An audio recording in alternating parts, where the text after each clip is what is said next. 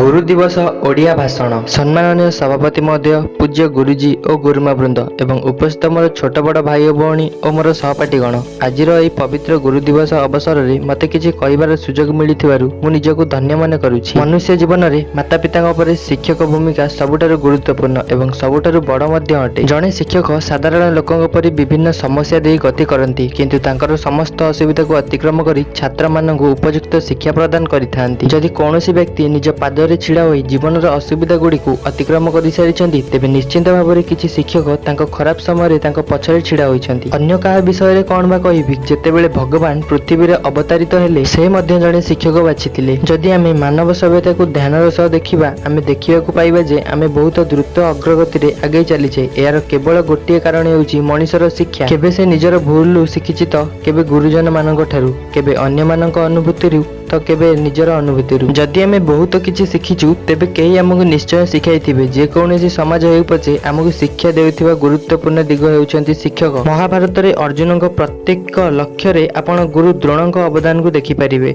भगवान कृष्णक क्षेत्र रे संदीपनी और रामक क्षेत्र रे वशिष्ठक भूमिका गुरुत्वपूर्ण। जदि आपण भारतीय इतिहास को भल भाव में देखिबे तेबे पाइबे जे शिक्षक सम्मान पई कोनोसी भी दिन मनोनीत होई नाही, कारण निज शिक्षकଙ୍କୁ सम्मान देबा आम संस्कृति रे ही रहिछि। जदि आजिर गुरु शिष्य परंपरा देखिबा तेबे गुरु को सम्मानित करबा नै जे एक विशेष दिन ठीक करा जायछि ताहा होइछि भारतीय द्वितीय राष्ट्रपति सर्वपल्ली राधाकृष्णक जन्मदिन। एही शुभ अवसर रे प्रतिवर्ष आमे विद्यालय और कॉलेज एवं विश्वविद्यालय रे हमर शिक्षक मानक पई विभिन्न प्रकारर समारोहर आयोजन करिथाउ एवं सेमानकु सर्वोत्तम उपाय रे सम्मानित करबाकू चेष्टा करिथाउ। आजिर युग द्रुत गति रे इंटरनेट आडकू गति करुछि। एही कारणरु व्हाट्सएप, फेसबुक, इंस्टाग्राम माध्यम रे भी शिक्षक मानकु अभिनंदन जणाइबा एवं विभिन्न प्रकारर स्टेटस व्यवहार करी शिक्षक दिवसर हार्दिक शुभकामना को यथा संभव लोक मानक निकट में पहुंचाइबा पई चेष्टा करा जायछि। एही दिनटी आज समस्त शिक्षक मानक पई समर्पित। एमितिरे भी जेउ देश रे एकलव्यଙ୍କ परि शिष्य अछंती सेठारे शिक्षक मानक सम्मान उपरे कोनोसी उणाबा हेबो किपरि, तथापि प्रत्येक छात्र छात्री एही दिन यथा संभव चेष्टा करंती सेमानक शिक्षक मानकु तांकर सम्मानजनक उपहार देबा पई। एमिति 1962 मसियारु आमे प्रतिवर्ष शिक्षक दिवस पालन करूछु एवं आशा करूछु जे आगामी दिन रे प्रतिवर्ष सेप्टेम्बर 5 रे आमे हमर शिक्षक मानक पई एक विशेष कार्यक्रम आयोजन करिबा एवं सेमानकु सर्वोत्तम उपाय रे सम्मानित करिबाकू चेष्टा मध्य करिबा, जहा फल रे दिने दुनिया हमकु शिक्षक नाम रे स्मरण करिवो। मु एतिकी कहि मोर वक्तव्य समाप्त करूची। धन्यवाद।